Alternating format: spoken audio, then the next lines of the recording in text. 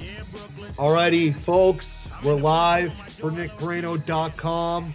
This is the NBA draft and free agency recap. We got a couple guests here. Number one, as of course, the namesake, we have Nick Perino with us. What up? At _ Nick Perino, and also special guest to bring some of his insight in and let us know what he thinks about everything that went on. Host and founder of Chuddy's Corner, Ben Chuddy Handler, at King Chuddy on Twitter. What's going on, guys? How you doing? All right, so we'll just get right into it here, guys. All right, so we had kind of a strange offseason. We had draft, free agency, all kind of exploding on us at once there. Woj bombs dropping left and right. The Woj Shams wars is as lit as ever. There's all types of different things going on here. So we're just going to get right into it. We'll get into everything in a more molecular level the more we dive through. But going into this draft, a lot of talk, a lot of big names getting thrown around. Super teams. James Harden was supposed to go join his super team there in with the Nets. At the end of the day, not a lot of big moves took place. A lot of talk before the draft, but not a lot of walk once it happened. What are we reading into that one? Do we think that teams just got a little shy there? What are they thinking? We'll start with you, Chud. Yeah, I think it's a mix of a few things. I think for one, like you said, kind of just the weirdness of the whole offseason in general that created a lot of mystery around the draft with, no combine, no NCAA tournament. So I think people's rankings were kind of all the board. So I think a lot of people didn't quite feel the onus to move up because I think people's boards were so different that people figured if they have a pick in the teens, even to the end of the first round, that could be just as valuable based on kind of where guys were going. So I think a lot of teams were kind of content sitting back, seeing how the chips fell to them. And then I just don't think there were the stars available or as available as maybe people in media speculate they were. And last but not least, I think, lottery picks are valuable. That's how a lot of these teams are best built. So if you got the pick, you like a guy, take it.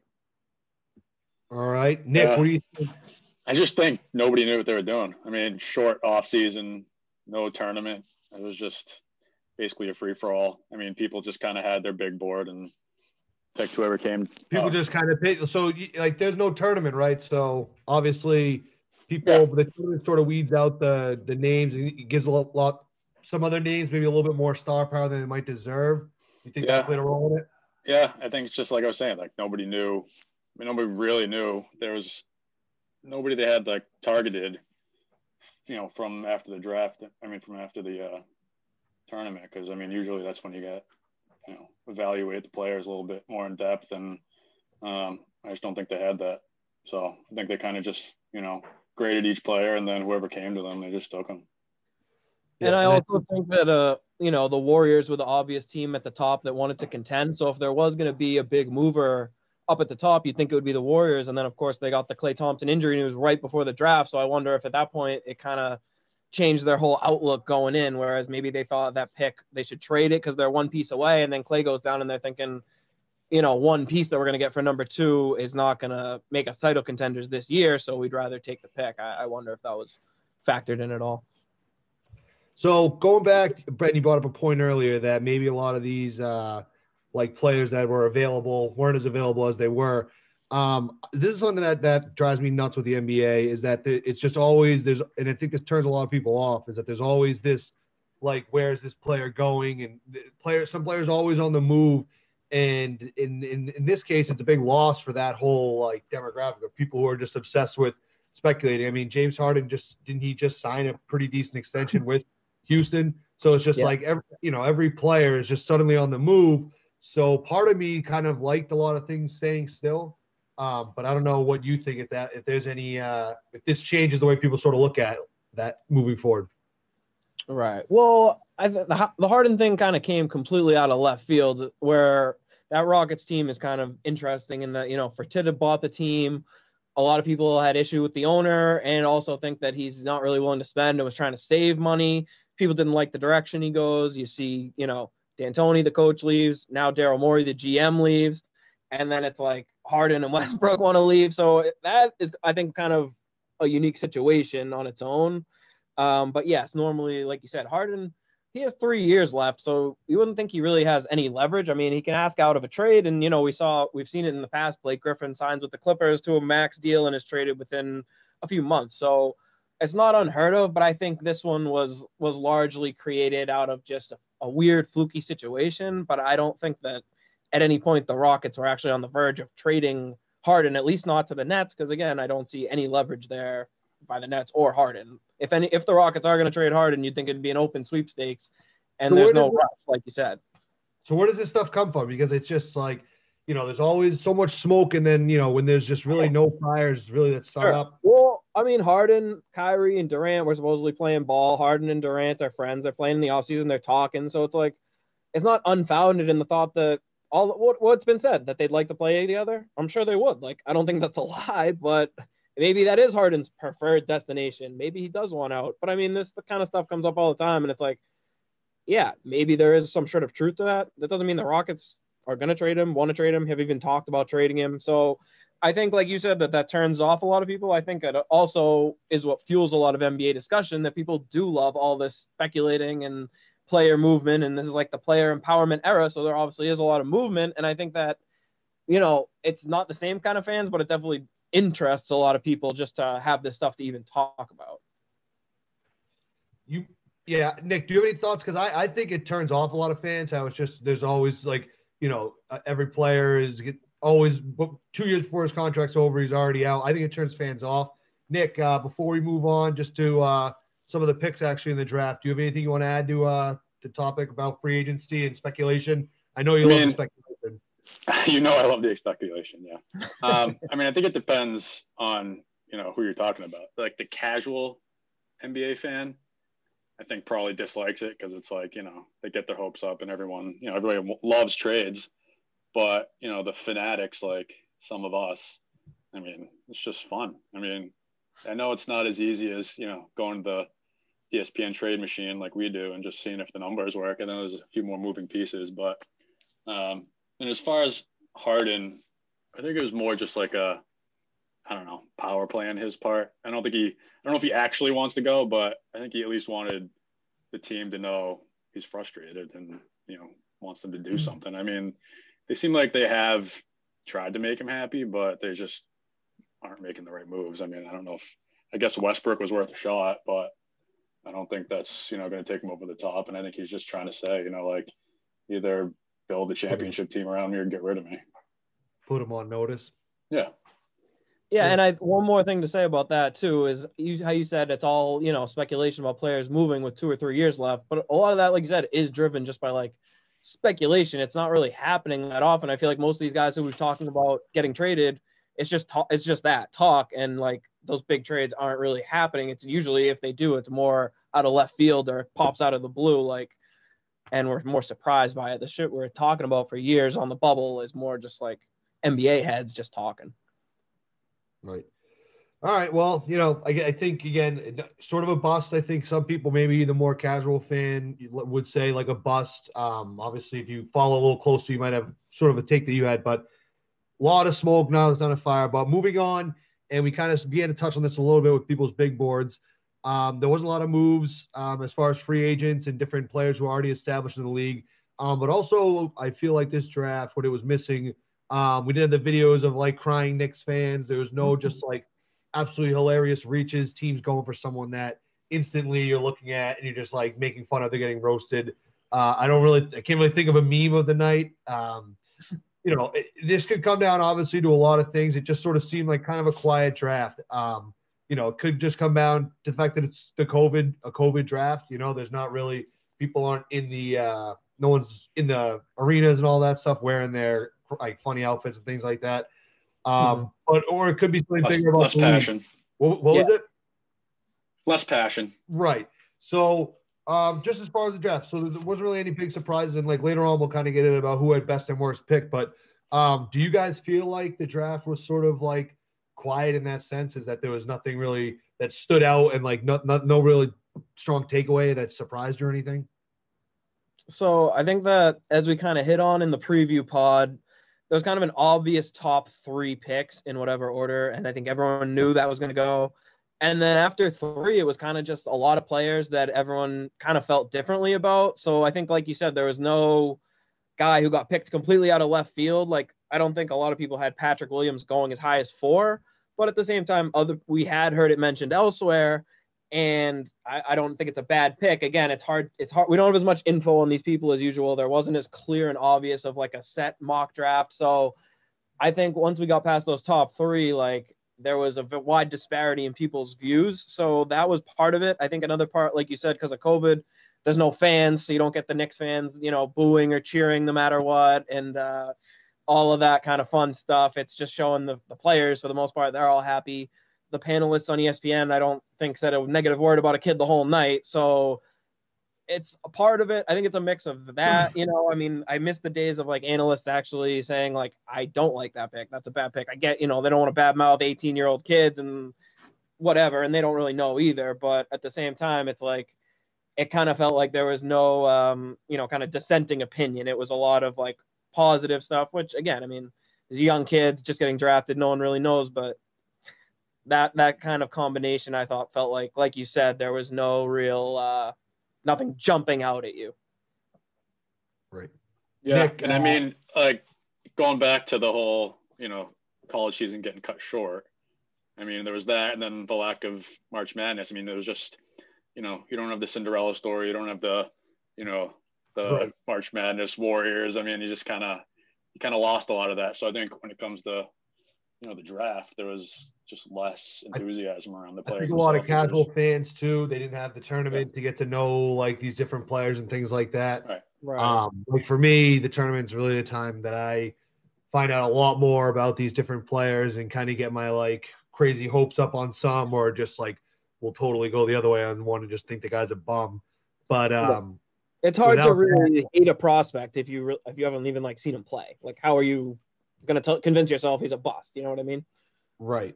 What do we just real quick? I'd be remiss to mention too. I think one big thing missing from the draft. What do you like if this was an in-person draft? Like, what's the reaction? Do you think LeVar Ball grabs the mic at any point? I mean, he just had 2 kids in the lottery, in the top 3 picks, 2 of his kids. I mean, the guy, for as much as he gets clowned on, that's pretty impressive feat nonetheless. Definitely. And it's funny, I was actually going to say almost the opposite of the grab the mic thing is that it's amazing for, like you said, what he has accomplished, how quiet he's been this time around. So maybe he kind of learned his lesson from the Lonzo experience, and maybe even Lonzo told him like, Dad, you're making this a lot harder for me than it has to be, because it seems like for how prominent LaMelo has been, I haven't heard close to as much LeVar as last time around. So I wonder how much of that is him, or how much maybe the people are like, we don't want to hear from you anymore. But I did notice that. Nick, do you miss LeVar at the draft? I think I got just enough of him from that 30 seconds of screen time he got. Yeah, fair enough. So kind of moving past, maybe Ben, this is going to be kind of triggered to you, our draft insider. Like around the league, what do you think some of like the best picks, worst picks in the draft are? Like I said, there's nothing that stands out as this egregious, terrible pick or anything like that, at least as far as I know. Is there any player that we should kind of keep an eye out, like that could turn into like a Tyler Hero kind of player this year that can make an immediate impact for certain teams? Anyone that we should keep an eye out for? So I think this year there are a lot of guys like that, and I think that was kind of what everyone said. Everyone said this was a weak draft, and what I think they meant, it was like weak on obvious kind of star power at the top, but it was actually a very deep draft, I think, for those kind of players, and a lot of guys who can come in and contribute right away. Honestly, throughout the entirety of the first round, even at the end of it, and a lot of it is kind of based on what the team is. So again, it's hard without seeing a lot of these guys to know like who really did well. But the Spurs at 11 getting Devin Vassell seemed like a no-brainer and just like a classic Spurs pick. He fell a little bit. Really good defender, can play on the wing, versatile. He seems like a guy who will jump right in.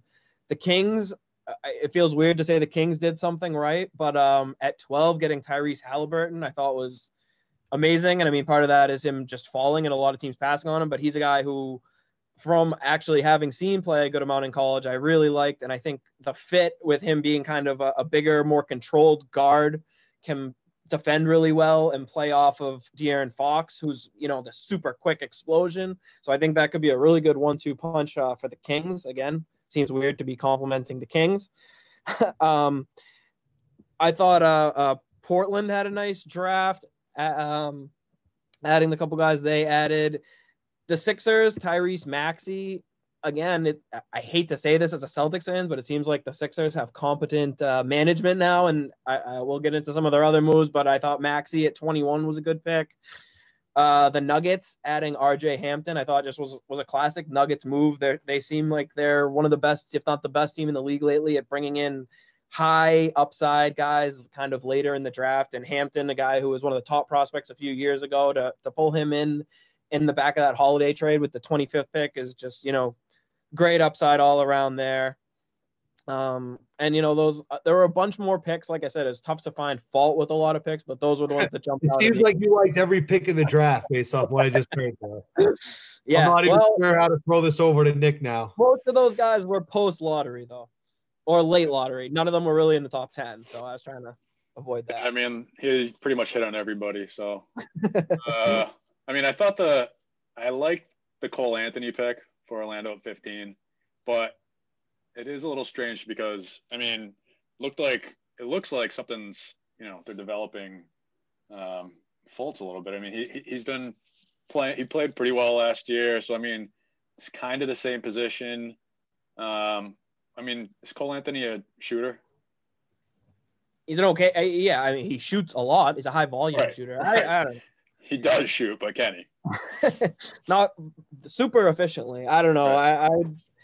At fifth again, it's hard to criticize any pick at 15 because it could work out, but I was not particularly thrilled with Anthony from the 1 year we saw at North Carolina. And the Magic are just a team who it feels like they've been building ever since Dwight left, and I still don't see a clear core that they're building around or any direction. So Cole Anthony is basically a player that at his best, you basically turn over the offense to. So now they're going to build around Cole Anthony. I don't know.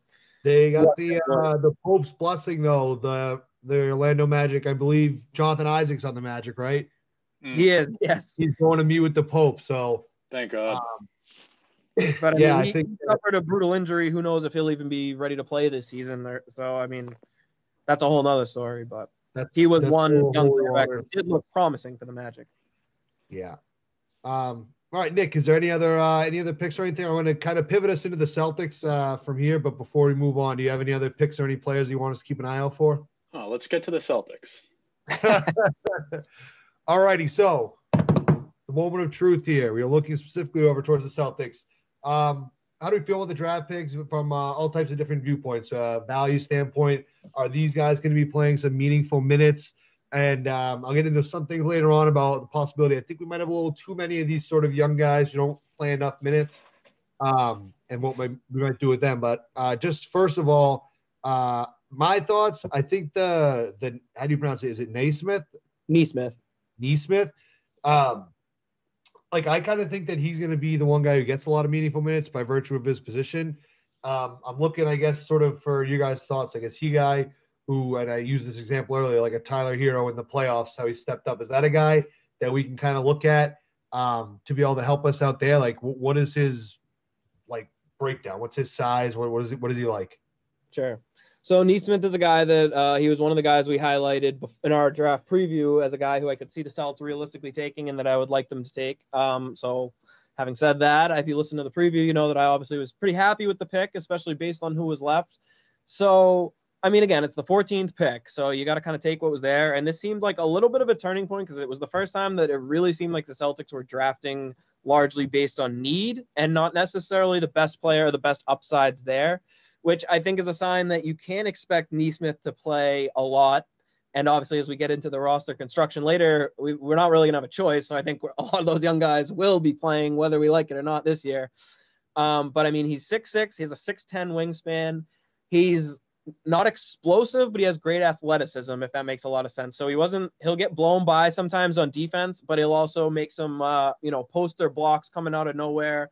He's just an incredible shooter. He comes off screens, he can pop threes right away. So that's the piece where, like you mentioned, a guy like Hero and another guy on the Heat who killed us, Duncan Robinson. Everyone's looking for more shooting. I think in the playoffs it was obvious we needed one more shooter, especially off the bench. So we'll discuss his role on the team coming up. But I think in terms of going into the draft, I think everyone agreed the Celtics needed shooting. We picked a guy who is hands down the best shooter in the draft. On that alone, it's hard to be upset. And I think, the other stuff, he's not a good ball handler, but when we drafted Jaylen Brown, he certainly wasn't a good ball handler either. So again, this guy can develop. He has one very clear and obvious skill that I think will get him on the floor immediately. And again, we've got enough guys who handle the ball and create offense just between Tatum, Walker, and then even Brown as a third playmaker.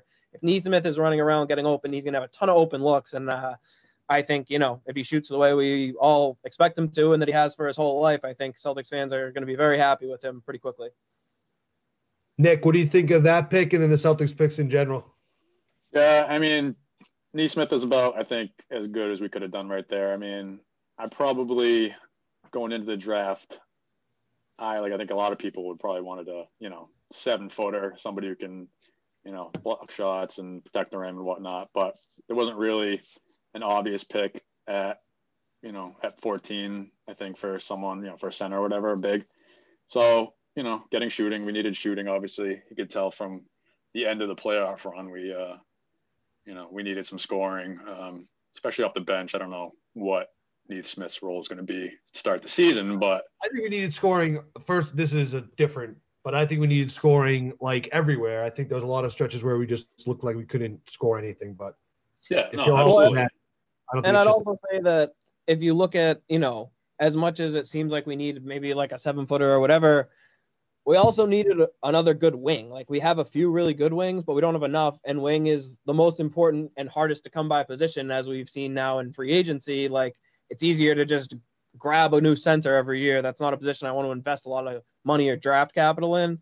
So if there's a guy who could potentially play 2 through 4, which, with his size and athleticism and wingspan and all that, I think is a realistic possibility. You don't pass on a kid like that. And we kind of skipped over it, but a few of the picks overall that I didn't like in the draft were actually the conventional centers getting drafted. Like the Suns taking Jalen Smith at 10 is very scary to me, that they're counting on him to develop a lot, or he's just going to be a role player is kind of his ceiling. So, and that was a guy who a lot of people wanted the Celtics to get. So I'm more happy always with taking, the versatile wing, especially one who can shoot as well as Neesmith. I think covered the biggest need and the hardest. I'm glad, like you said, we were drafting for need, which I know in the NBA draft is pretty much something you'd never want to do.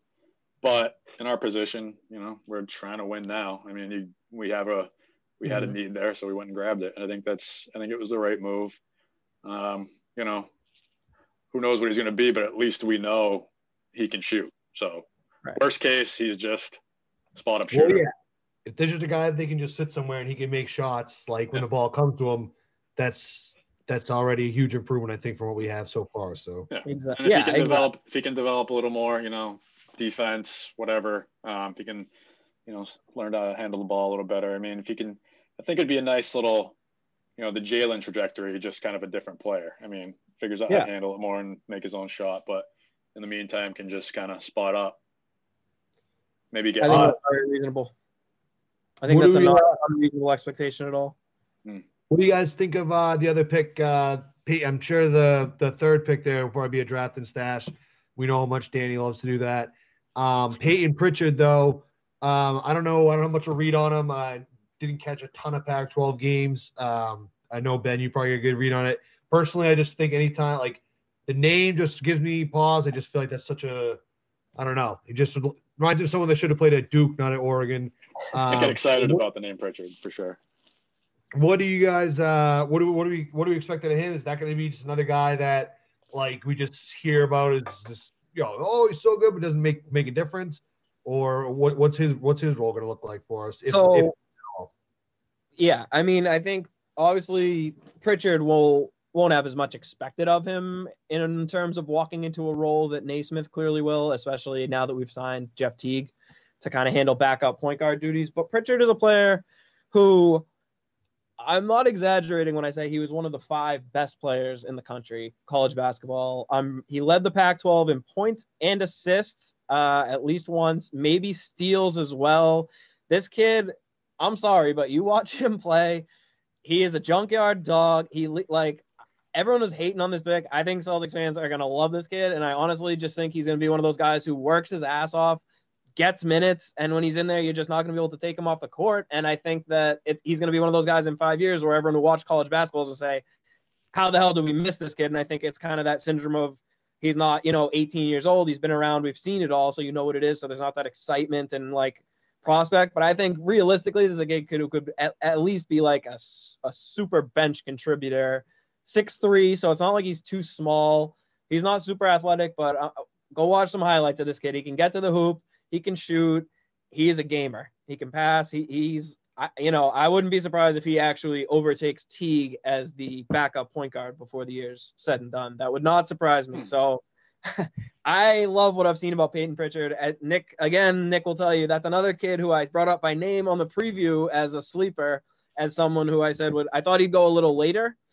I wasn't sure he'd go in the first round, but he's a kid who I said was, the kind of kid I always root for, absolute stud at college, overlooked for, reasons other than basketball play on the court. So I was pretty excited about him. I'm upset that so many people were so disheartened based on just, looking at him and hearing his name, but it is what it is. I mean, so, I think that's Nick, your typical end of the first round pick. I mean, for someone that's, a team that's trying to win, it's a kid that's, developed. Was he a senior?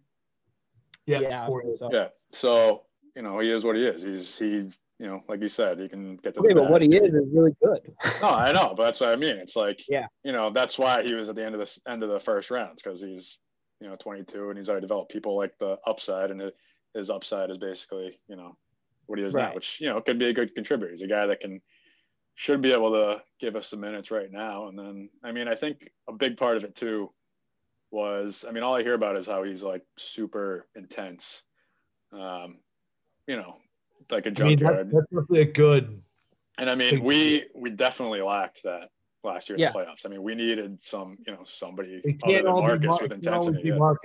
Right. Exactly. And I think that this kid really, he can get it going and actually make some plays on offense too. It's not like he's not like the TJ McConnell who's just going in there as like a Dellavedova. I think he can be much more than that. He can really play some offense. And I'm hearing the over-under is 1.5 practices before him and Marcus throw down too. So, yes, that's probably accurate. And then after that, they'll be the Bash Brothers. So I have a couple of things to put a kind of a bow on this right here. Is one, to your stat, Ben, that you mentioned earlier, where he averaged. What did you say that he led the Pac-12 as the conference's top scorer and the top dishman. For assists. I want to say he was like 23 and 12 or 23 and 10 or something. He was 20 and 5.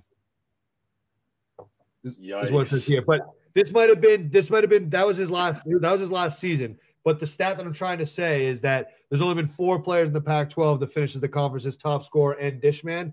So I don't know if he did those maybe different years, but to do them both. And they're Damon Stoudemire, Jason Terry, and the glove Gary Payton. So. 2 Arizona legends, and obviously the Oregon State Beaver, and one of the best to ever do it. Yeah, so that's obviously good company. If you wanted to kind of spin this one and try to talk people out of it, those are definitely some names you can throw out that could kind of maybe change some people's minds. So, and let's put it this way: as a degenerate college basketball fan, there were countless times where I bet against Peyton Pritchard or was rooting against him, and watching it, he was the kid you wanted to go fight him. He would make you so pissed. So that's the kind of guy you want on your team if you're rooting for him. Right. So, all right. Well, so Nick, did you have it? Nick, were you just trying to add something or no? No, I think that's pretty much it. I don't want to talk about Yam, so I think we can move on. I was thinking we'd release a bonus hour-long Yam Madar pod later. Yeah. So yeah, exactly. Tune in after the show. We're gonna do some bonus Yam time. We got on someone who used to work for the Hapwell Tel Aviv team, and they're gonna come in. I think they used to do the towels for the team, so they're gonna kind of give us a little insight on them. But that's a bonus hour. So just moving on next to just free agency in the NBA, the amount of money that gets thrown around every free agency. Obviously, this year I feel like there wasn't necessarily the big like premier free agent, like where's he going to go? It was a lot more of like where are all these other sort of like pieces going to go to other teams. I don't think there was like wherever this guy lands, they've become an instant contender. I think there's a lot of this team is getting better by adding this guy kind of thing. The money that gets thrown around is insane. If I played in the NFL, I would be furious to see how much money these guys make. What do you guys think of this NBA offseason where the teams are spending the money they spent?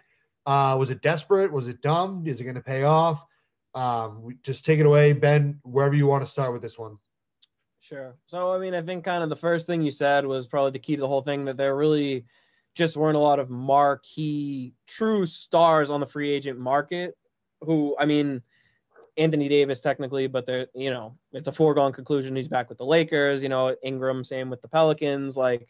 So I think that was part of it, that there really is no free agent market.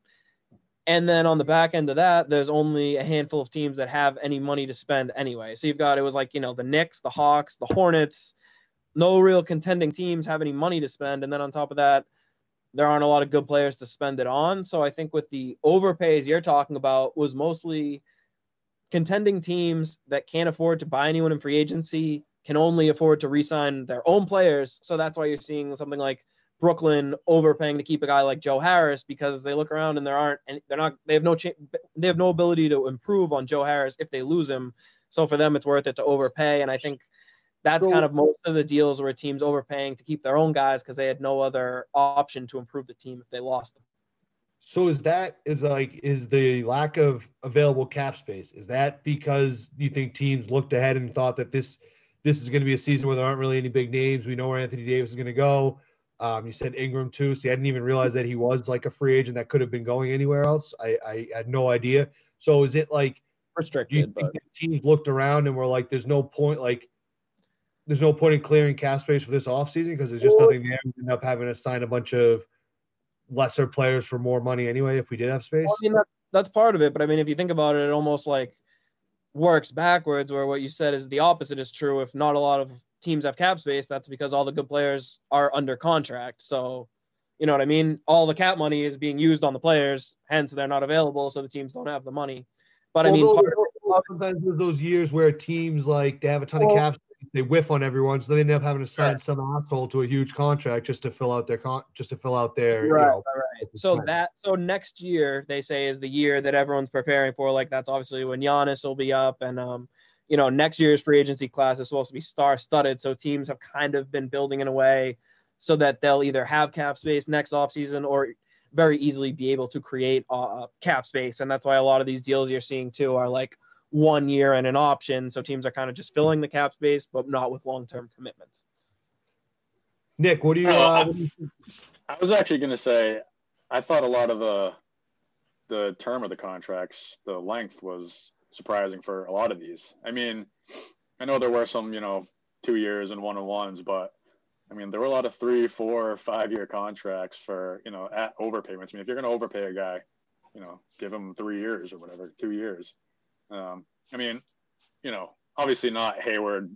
Hayward 4 times 30 is obviously crazy, but even like, Joe Harris 4.75. I mean, I think that's an easily movable contract if they want to get off. It is. But then, I mean, you have, then Bertrand 5 for 80. Mook, obviously, 4.64. I mean, $16 million a year for Mook. I mean, he's a good player. But like you said, most of these contracts were, good teams without cap space that had to retain the free agents. Right. Or bad teams who have to overpay to get any free agents. So, I don't know. No, there's nobody, no real significant free agents out there that, realistically we're going to move teams. But Van Vliet, I think that was a nice contract it's good for him, but I mean, that's pretty team friendly, I think. I thought it was going to be more like 25, 27. I thought it was going to be like more like a Jaylen Brown type contract. I thought that was a good deal for both sides as well. Yeah. So, I mean, I'm happy about that. I thought he would get overpaid by a bad team. Right. Yeah. So I'm glad he hung around. I mean, it's a good fit. They developed him. They had faith in him. So it's good. It's nice to see that once in a while. Yeah. So moving on, specifically kind of getting into the Celtics, signings, departures. Obviously, we know the big one. We had the drama with Hayward. Extended the period to choose on his option, and then it all ended up just being for naught. He left. He went to Charlotte for nothing, no sign and trade, no anything. All the another thing, all the Indy rumors. Oh, he's going to go to Indy. He's enrolled his kids in Indy. Indy wants a deal done. They want to send us this guy. Again, either that's all just made up fairy dust, or something went wrong, and maybe our great leader there might have made a couple of mistakes. What do you guys think overall about the departures? We'll start with Hayward and how that whole thing went down. Then we can get into some of the guys that the team brought in. Fire Danny. No, I mean, it seems like a complete mismanagement of assets, in my opinion. And I'm going to stick with that until I hear otherwise. But I mean, from what it sounds like, Hayward wanted to go to Indy. I mean, his family moved there. He enrolled his kids in school. So, I mean, it sounded like it was all but a done deal. And, there were deals on the table to be made. I mean, Miles Turner obviously was, going to be a part of the deal one way or the other. And then they had a few other guys you can throw in. I mean, I don't know if it's true, but I heard today that Danny was trying to get TJ Warren, or, he was trying to milk something else, something extra out of it. He has to win the trade, obviously, but I can't confirm that. And I mean, if it comes down to the fact that Charlotte just blew him away with 30 mil, times 4, and he was like, it's too good to pass up, then. And not even win the trade. Like, it's almost like he needs to drag the team into like the town square and embarrass them, or else he doesn't pull the trigger. Yeah. So which I don't know. That's leading to a lot of no trades happening, because people. You can get away with that once, and he's proved it twice, at least twice. But I just think eventually, like you said, there was just so much pointing to Indy as being the destination. So if it should not have happened, it's I don't think it's that crazy to take a leap to thinking that something definitely may have gone wrong within the negotiations between the two front offices. Ben, I'm sure you have a much more rosy picture of this whole entire thing, of how the Hayward thing went down, where it's actually all way better for us and everything. But why don't you go ahead and let us know what you think? Not necessarily to say that it's all better. I mean, I think, there's no way to spin that it's obviously it's not good to lose Hayward for nothing. If that ends up being the case, the fact that the transaction still hasn't been finalized makes it more likely by the minute that it will end up being some kind of sign and trade. So again, it's silly to really judge the move before the move is finalized. But I mean, if that is the case, if he's gone and there's no sign and trade and whatever, that's obviously not good.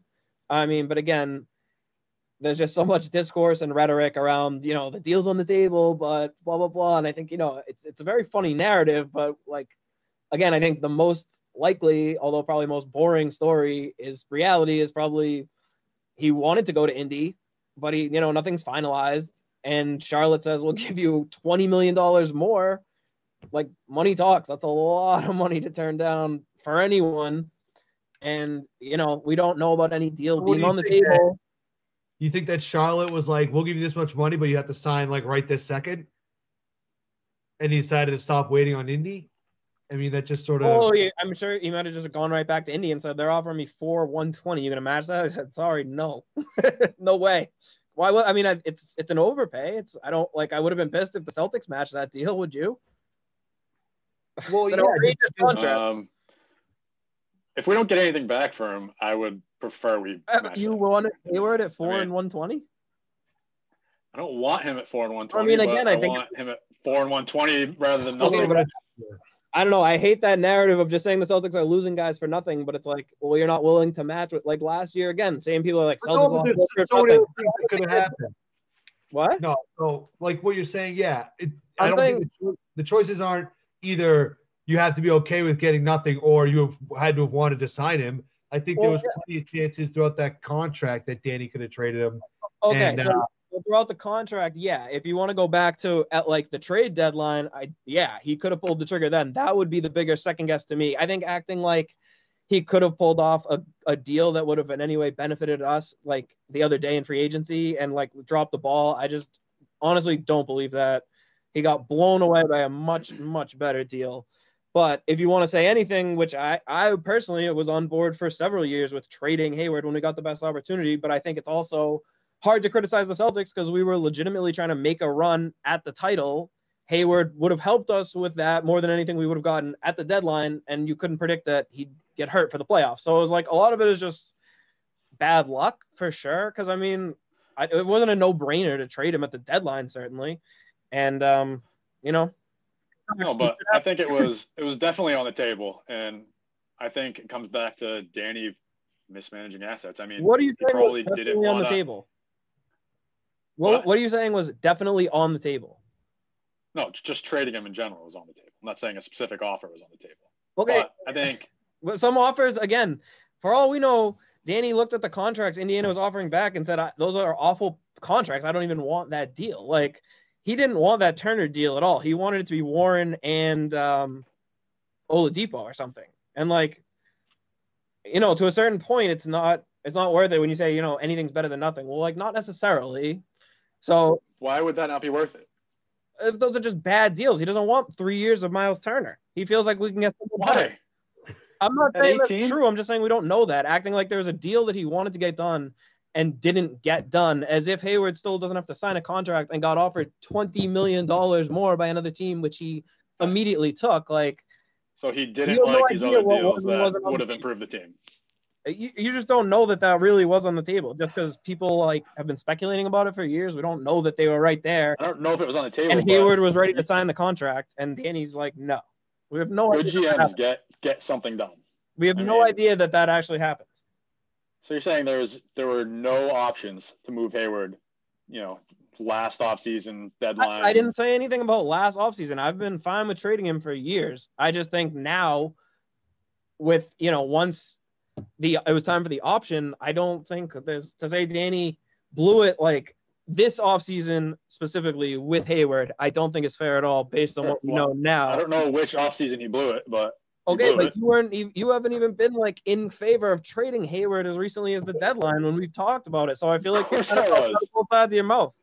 I'll trade everybody at any time. But you were not like I feel like I was the main one advocating for a Hayward trade last offseason and at the deadline. So for you to look back now and say, in hindsight, we should have traded him, it's like, yeah, no shit. Yeah, but I'm not the GM of the Celtics. Spiteful, Ben, because you just never liked him. What? You weren't doing it. You didn't want to trade him because you thought there was the best deal then. You were just spiteful and just hated Hayward and just wanted him gone. Well, you did hate the sign. And I feel like all of that has been proven accurate. I was on the right side of it from day one. Like, you would have traded him for like a bucket of balls. What? You would have traded him for like a bucket of balls. Yeah, pretty much. He's a fraud. Like he chose to go to fucking play in Charlotte after all of that shit. Like, what a fucking clown. Are you kidding me? Guy's just a loser. Get that loser away from my team. It's addition by subtraction. More usage for Tatum and Brown. Get the kids in there. We'll be fine without him. Well, that is true. They're now it's that's their unquestioned role in that they have that position. Like there's no longer they don't. I think for them, you can't ever point back to like, well, soon as Hayward goes in and affects their rhythm or something. Yeah. And I think even for Brad, it could be a weight off his shoulders where he doesn't feel like he has to balance. Like, it's clear the decision of the team and who's running the show now. He doesn't have to like try to make Hayward happy. And they're talking about Hayward's upset about his role and feels betrayed. Like, dude, you're not betrayed. You got injured for 3 years and these other two kids got better than you. Like, him to feel betrayed is ridiculous. Like, look in the fucking mirror. The Celtics aren't going to skip a beat as far as, performance on the court. I mean, we don't need him. We didn't need him. I don't even think it's necessarily, going to make us a worse team. Well, I don't know. Actually, I don't know if I agree with that. That's where I just – because obviously the team's better if he's available to the team. Right. So the team would be – I don't know if it's going to ultimately affect how far we go or maybe even our ceiling, because I think it all really depends on, Tatum and Jalen really. But you can't say that the team's better off without him. I mean, having a player like Hayward, no matter what his role is going to make you better. And then losing a player like Hayward for nothing is going to make you worse. So before we got worse, I think. Okay, but what if we still get this giant trade exception from Charlotte? Then what? then Danny will probably mismanagement and we'll get nothing, and then it'll be the same story. I mean, I guess. I don't know. I just hate the narrative out there that the Celtics, like, that there's something wrong with the Celtics because they're losing max free agents in free agency. Like, people are comparing it to LeBron leaving the Cavs, and it's like not the case at all. No one did that at all. Nobody's doing that. There's nobody doing that. Okay, there are talking heads ripping on the Celtics for saying there's an issue because they are losing max free agents in free agency. I agree with that. That's that narrative. It's not like LeBron leaving Cleveland. Okay, but I'm just saying in general, they are max free agents, but there are guys who are getting off of bad contracts, leaving for worse contracts. Again, like, I don't know. We lost Kyrie. There is something to be said that there's been two like players who came in as stars, or at least all stars, and they both like didn't really last or enjoy themselves here. I'm not saying that's necessarily bad because who knows what there is with Jalen and Jason, but I just think that, you know, we did see a stretch in this year's playoffs, in this previous year's playoffs, when Hayward wasn't there, and it was those two, and they were the room was for them to take over. And for a lot of that, aside from there's that big second half that Tatum had, but like there's a lot of other times when it seemed like they didn't really rise to that occasion. I'm not saying that that's what it's going to be moving forward, but you know, when he went down in the playoffs, I think the team played worse after that. What do you mean when he went down in the playoffs? He went down in the first quarter of game 1 against Philly, and we made the fucking East Finals without him, including beating Toronto. He didn't play a single minute. Like, I just totally disagree with that analysis. What more do you want him to do? Like, Hayward came back from Miami. We were waiting for him. Everyone's like, oh, he's going to come back.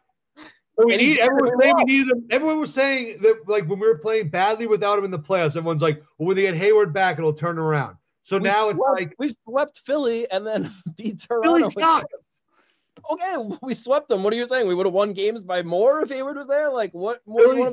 No, I'm saying it's just not even a barometer of like, it's like, you know, like I'm not going around like Philly sucks. You don't sit there being like, okay, Toronto doesn't suck. We beat Toronto. They definitely don't suck. That was a great win without Hayward. To 7 games that whole series. We should have won 5. Series, people were saying that we needed him. Okay, saying the Toronto series without Hayward isn't a legit win. It's just like it is a legit win. It is a legit win, but in the midst of that series, people were saying like we were counting the days when Hayward was coming back. I mean, people are trying to have it both ways though, because like in the Toronto series, you know, they're saying if we had Hayward, you know, we would have won in however many games. Or, you know, when we were playing poorly, people were trying to put it on Hayward being gone. And then we go to the, you know, the finals or the Eastern Conference Finals, and we still lose with him. It's like, oh, well, you know, he doesn't make that big of a deal. Exactly. When they win, which one is it? Yeah, right. When they win without him, it's like, oh, see, they're doing so much better. They're doing so much better without him. And then when they're struggling without him, it's like, well, we need Hayward back. So I'm just saying it's going to be interesting. Like, I don't think that it's a foregone conclusion that now all of a sudden, because there's those two's roles is made more clear, that suddenly like they're locked to take this big step. I think they will. Like I've always liked the two of them, but I just think that, you know, sometimes, you know, the like freedom and independence that you want might not be exactly what might not play out the way you thought it did. And it'll be interesting. I mean, they still have Kemba Walker there. Like, it's not. They have plenty of guys to share the ball with. Like, I think we'll be fine. If anything, Hayward was more redundant. Like, a little more usage for Kemba, Tatum, Brown, and Smart will basically erase the forced Hayward possessions. Like, I don't know. I think there's an optics perspective. He's a good player. But again, when it comes to losing the free agents, factor in the injury history too. Like, at a certain point, every single year, we're like, well, as soon as Hayward's back, and it's like, as soon as he gets back, he gets hurt. That's just who he is. It sucks. I feel bad, but like, you can't rely on him anymore. You just can't. All right. I mean, like I said, I think there's an optics issue as far as, you know, like you were saying, we've signed the last 3 max free agents we signed, or, you know, superstars we signed prior to Kemba, have all walked. Who are you talking about? Horford, Kyrie was Hayward traded for, so. No, right, but him leaving is still basically the same kind of thing, though. Yeah, I mean, we had him for 2 seasons. He wanted to be here. He never committed to us. The other guys we signed in free agency, they chose Boston. Irving didn't choose Boston. We just traded for him. It's not apples to apples. It doesn't. I mean, I understand that. Max. I understand that, but he. So something changed lost him. So what do you mean? We lost him. Okay. I don't even think Horford. We didn't even lose really. Like Horford left because Kyrie left, and it looked like we were going to rebuild. We didn't want to offer him that contract. Like we were happy to let him leave at that point, and him leaving allowed us to sign Kemba. Like we wouldn't have signed Kemba if we re-signed Al. So would you rather have Al, who's now widely considered the worst contract in the whole league? Like, I feel like you just have to put in context here, acting like we were dying to get Horford back and we're doing all these meetings, like begging him to stay, and he was just like, "No, I really want to leave." It's just not accurate. And it's the same with Hayward. It's not like we're fighting for every dollar with Charlotte. Like we're basically saying like we want to keep you maybe so we can trade you, and another team's offering him an insane amount of money. Like it's not like we're losing these battles that we're trying to win. It's not like these guys are our future that we're building around. It's not like Tatum's up for free agency and is like, I don't really want to be here. When that happens, Hayward is our fifth best player. Like, whatever. Either way, I don't know. I'm not saying it was for, the right decision for the team or not. But there is an optics component. I mean, you look at other teams, they don't lose these players for nothing generally. And especially if you're, Danny and you're supposed to be this brilliant mind, he should have known that Kyrie was gone and moved him before he had the chance.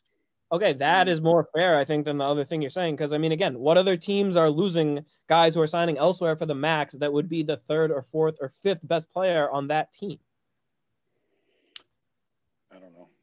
I mean, it's like, I don't know. I'm just saying the guys we've lost, like, it makes sense to lose them in terms of where we're at as a team. Right. But I think what Nick's trying to say is that there's still this, like, optics side of it where, like, not every person is going to see it from, like, the most sensible lens. And not every potential free agent may see it from that potential lens. And whether or not the reason that they left ends up just being that it was a ton of money, there's also a lot of other personal things that probably go on, too, that players talk about, too.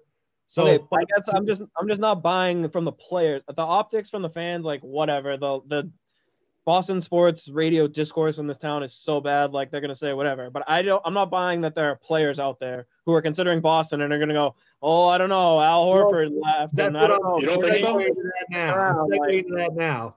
What? I'm segueing into that now that we've dispelled the idea that we can't bring stars to Boston because we're bringing the entire Kardashian clan into Boston now. With the Tristan Thompson signing, we can talk about that and the Jeff Teague signing. Honestly, the Thompson signing came out of absolute nowhere. I don't remember anyone ever bringing up that would be a possibility that he'd be coming in, anything like that.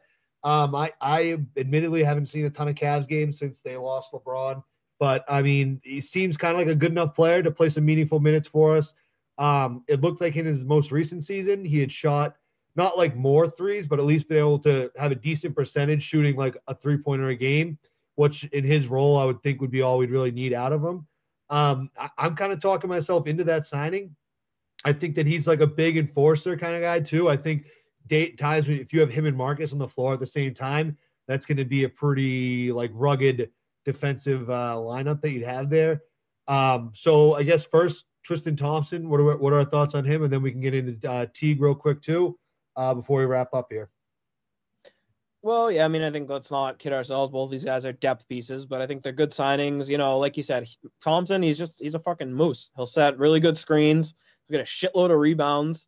And I mean, he'll just contribute in little ways. Like, think about in that, Miami series and stuff, how much like Tatum and Brown, really the whole playoffs, how hard they have to work their ass off for every defensive rebound, where now I think, at least those guys are going to be able to leak out, run the floor. Thompson can just sit there, collect rebounds, and it's going to change things so much for those guys. I mean, he's he can protect the rim and rebound, but it's not like he's some super versatile defender who's going to be switching out on the perimeter. He's still vulnerable in the pick and rolls. He's not a great offensive player. Like he's solid. He's a lob threat, which is nice. It's, mostly his size. He fills a need. And I think, like you said, he'll be really solid. The 3-pointers is something that, the last few years we've brought in vets who never really shot, and Brad's turned him into at least respectable 3-point shooters. So I think he's just a good kind kind of a good yin and yang with Tice, and then, kind of mixing Time Lord in there. Now we've got just kind of the super big guy. I like that rotation. Yeah, exactly. It's a good rotation of 3 bigs without spending a lot of money on the position, which you shouldn't in this day and age in the NBA. He'll be good against guys like Embiid. He'll be good against that Miami zone, stuff like that. So, yeah, I mean, for what he is, very solid signing. And I'm just, pumped to see that he's only 29. It feels like he's been in the league for 20 years. So I think there's even some theoretical upside there. Yeah, I mean, I feel like he'll kind of fill like the, I don't know, Aaron Baines kind of role that we haven't had for a while. And, right down to, learning how to shoot threes a little better, at least having people respect it. But yeah, I mean, in a vacuum, he's a good fit. I'm sour on every move just because of how things went down with Hayward. So, immediate reaction, I thought it was awful. And, I'm, like you said, it's growing on me, but yeah, I mean, he'll serve his purpose. I think he can get, 15 and 20. He'll be a good, it'll be a good timeshare with him and Time Lord, I think. So. And what do we think? What do you think, Nick? While I got you here, what do we think of Teague? I mean, I personally like the signing, but I could be picturing a Jeff Teague of like 4 or 5 years ago. Oh, yeah. But I think that's another person where, especially if on the floor at the same time as Smart, you get a lot of little perimeter defense there. What do we think? Should I be taking back my expectations? Is he not quite the same player he was? I know he was an all-star a couple of years back, but what do we think? No, I mean, I'm fine with it. I mean, he's an upgrade from Wanamaker, so from that perspective, we need better guards, bench depth in the guard position. So yeah, I'm happy with it. I mean, I haven't seen much of him the last few years. I mean, was he in Minnesota the last few years? He was back in Atlanta last year, actually. Oh, he was. Yeah, but he was in Minnesota before that. I think maybe one other stop. Yeah. So, I mean, I haven't seen a ton of him, but, I mean, I liked him when he was oh, wait, we have some breaking news. Breaking news into the podcast. Taco Fall has signed a 2-way contract. He's staying in Boston. So, the offseason is a win. Scratch everything at that. Should we start this over? Yeah. Yeah. That's big, though. Gotta love that. Yeah. No, but I don't know. We can cut Thompson now, I guess. Yeah. But no, kind of piggybacking on what you said about Teague, he's a solid point guard off the bench. He's an all-star, I believe, in 2015. He's obviously not the same player, but you can trust him with the ball in his hands, which we really haven't had a lot of that on the second unit. Just a guy to hold the ball, set up the offense. He'll make open shots. He can create a little bit of offense. He can play some defense. Just a fine, very solid, serviceable backup point guard. And one, that's a position that could be important to us because, again, with this super quick turnaround and lack of like training camp and stuff, it's hard to say we really know what we're going to get out of Kemba and those knees. So, T could end up playing a lot, and I would want to even say, starting and playing a very meaningful role. So it was definitely important to kind of shore up that backup point guard job. And I think that's why they signed Teague as well as drafted Pritchard, because I think, there's a chance that both of them are fairly meaningful contributors right away. So good job with the Celtics 2 signings at the margins, I would say, for who was out there and what they had. I think, can't ask for much more. All right. So kind of wrapping up to bring it back in to kind of put a bow on it. I know there's still some things that have to settle and things like that, but where we're at right now, what do we think for the Celtics? Are they better or worse than they were last year?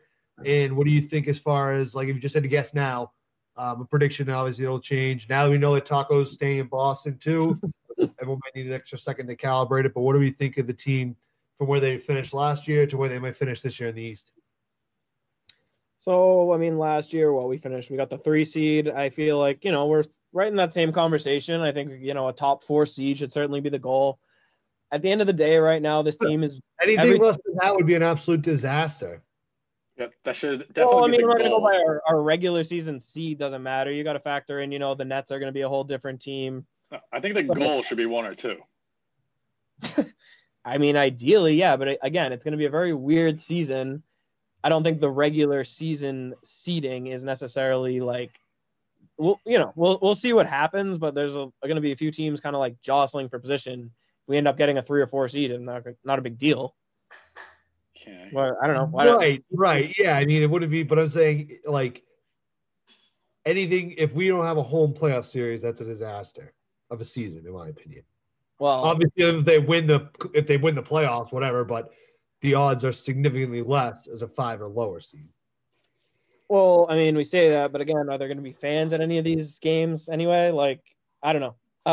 I'm not sure that I'm not whatever. The point is, I expect them to be again contending to win the East. Like as same as last year. Whether it's anywhere through like the 1 through the 4 or 5 seed wouldn't like shock me, and I wouldn't say this is the best thing ever or that like the sky is falling either way. As long as they're playing well, they're in the mix, and I go into the playoffs like feeling confident that we at least can beat the other teams around us. I think there's no reason not to think that. We kept our young core intact.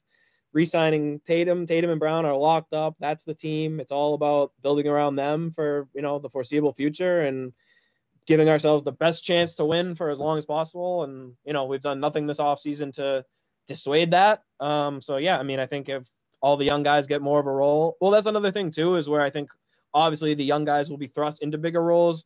So it's realistic that there could be some growing pains in the regular season. But I mean, with the goal of having those guys ready for the playoffs, if we're going to start Neesmith right away, I don't want Brad yanking him out in a regular season game because he makes 2 mistakes. I want to live through that in the regular season so that these guys actually can contribute the way that we saw the Heat get, Hero and Robinson. At the end of the day, those guys got to play. We got to see if Romeo Langford is good. We got to see if Grant Williams can be a real player. Robert Williams, like at a certain point, we have to see. We just got to put them out there. And if they suck, okay, at least we know that they suck. Like, we can't just keep talking about how they're going to be good if they never get a chance to play. Like, we have to give them real minutes. And if we make our regular season record is a little worse, fine. At least we find out what those guys are and who can help us when it counts in the playoffs. I thought the developmental years were over. I mean, I guess I'm wrong, but look at the roster. They're not. Yeah, clearly. But okay, but our best player is 22. We shouldn't sell out to put a roster of veterans around him. You don't have to sell out. I mean, okay, but Neesmith could, with no reason in 3 years when Jason Tatum's 25 that Neesmith can't be budding into an all-star. Like, it's not like another draft pick. The kid's like 2 years younger than the kid we're building around. Okay, but I mean, I feel like we have a window here. I mean, what window? We just signed Tatum to a 5-year deal that starts next year. Our window is at least 6 years. Theoretically, that's when Tatum will be coming into his prime. All right. So then 6 years from now, when Tatum's coming into his prime, then we can start selling the farm for max free agents and, blowing it up. Yeah. Okay, cool. So we'll revisit this in 6 years. I get the frustration and that you want to see things happen now, but again, this is how other teams fuck up these situations, is by getting too greedy too fast. Just because Tatum and Brown are ahead of their trajectory, we shouldn't sacrifice the whole plan. Things are looking good and they're only going to get better. Sometimes the best trade you make is no trade at all. So because we're better than we expected, we shouldn't try to get better. Not if it could hinder us getting better in the long and sustainable term. No. 6 years from now. Whenever it may be. However, whatever is the way to win the most titles is what we should do. Let's start with 1. How about? Yeah, definitely. I don't think we're one move away from like locking in a title.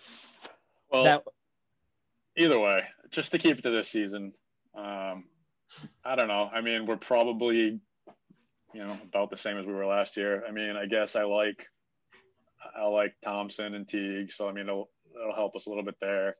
I don't think, middle of the bench really wins you championships, but I think it'll help, with the regular season, and we obviously missed it a little bit in the postseason, but I mean, losing Hayward was, it's a loss and we didn't get anything back. So that's a bummer, but we're just talking about this year. We'll probably be about the same. I don't know. The Nets got better. I think, Milwaukee got better. Toronto's, I don't know. They probably took a step back. Yeah, maybe. Losing Gasol and Ibaka is big. Yeah, Baines was a good pickup, but yeah, I mean, probably. Good pickup, but I mean, I think they probably took a step back and they probably overachieved last year a little bit. Yeah, and I don't know. I mean, Miami's, they're probably going to be the same as they were. So I mean, I don't know.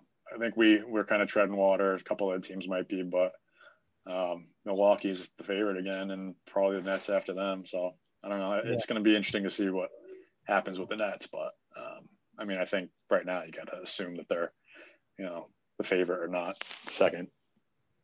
Mm-hmm. And I mean, Philly, as much as I hate it, is certainly in the mix as well. Yeah, I forgot about Philly. They're in the discussion. I hate to say it, but they are.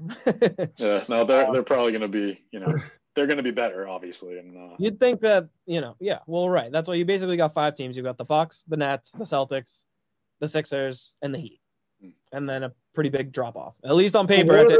One of those teams isn't getting a home playoff series. If you had to pick right now, who do you think it is? Philly. Me too. Or Toronto. Philly or Toronto. I think, I think there's a clear those two I expect us to finish ahead of, I guess is what I'm saying. If the Bucks and Nets have a regular season record better than ours, I'm not going to be disappointed. Like, that's fine. Yeah, I mean, if Kyrie and Durant don't play back-to-backs and right. Exactly. They could be a team who just doesn't really care about the regular season, so maybe they finish 4th, but they're, still the biggest favorite to win the East. Like, I could see that scenario too. So, I mean, that's why seeding is going to be weird, especially like you said, in a year like this, that's going to be weird already. So, we'll see. But I think the biggest change in the Celtics that will maybe look similar to some is going to be that it's going to be, just the development and progress that our young kids make will be what affects us this year more than anything else, And if players don't take meaningful steps forward, we might take a step back as a team.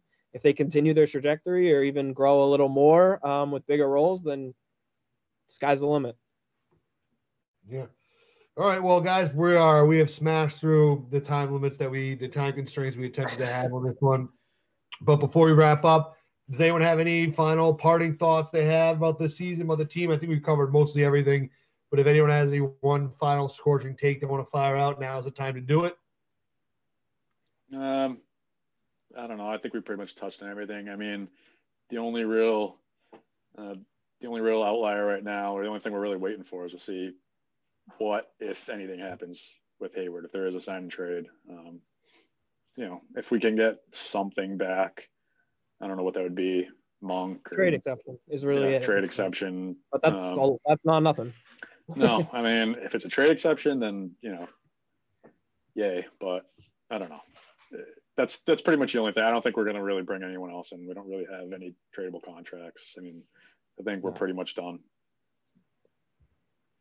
Yeah, I'd agree. I think this is more or less what the roster is going to look like on opening day. So I think, we can all kind of enjoy our Thanksgiving, and then it's a quick turnaround. So we'll, maybe do another pod when the roster's finalized of more of like a off-season recap / season preview where we can maybe get into more specifics, talking about how we think the minutes shake out, who starts, and like how the team will actually look. But I'd say generally overall, a quiet off season, but I'm glad we didn't do anything, we didn't trade Smart for the number 2 pick as people had speculated or wild things like that. So at the end of the day, the most important players are still on the team. We got the extension done with with Tatum. And, I'm excited for another year of growth around these kids and see what Neesmith and Pritchard can do and the new signings. So I'm ready. Those aren't hot takes. That's just repeating everything you've already said. Yeah, just recap. Just my overall recap. All right. Well, a little too positive. Do you have anything negative you can say? Yeah, I was trying. Do I have anything negative to say? Anybody? Yeah, I think that the team could. I don't think depends possibly on with the team necessarily clicking as well as we think. But I think on the other side of that is that it may be a situation where once Hayward is gone, the roles are a lot clearer. So it is, for one thing, it's exciting to not really have, last year I felt like it was clear we were going in there as like we should be title contenders. This year I feel like I want us to still be, and I think that given where we are in our rebuild, we should be. But it remains to be seen as far as what the talent's going to look like on the floor. So I got nothing really super negative. A huge question mark are Walker's knees. That could totally derail any hope we have of competing if he's not the old Kemba. So that's kind of a big. Right. Well, as always, podcast sponsored by Foster's Landscape. For all your winter and summer needs, make sure you call Foster Landscape. That phone number is 1978-764-2647. That's Foster Landscapes. Also brought to you by nickprano.com. buying, selling a house in the greater Newburyport area, Nick Perino's your man. Make sure you join in for our future podcasts. Keep an eye out for them. Chuddy's Corner by our friend Chud there. He's posting blogs. He's keeping you updated too. That's also available on the nickperino.com blog. Gentlemen, thank you very much for joining us. It's been a pleasure as always, hearing the insight. And hopefully once things shake out, we'll have a little bit more concrete takes to argue over. Sounds good. Happy Thanksgiving, boys. Happy Thanksgiving to all. Yeah.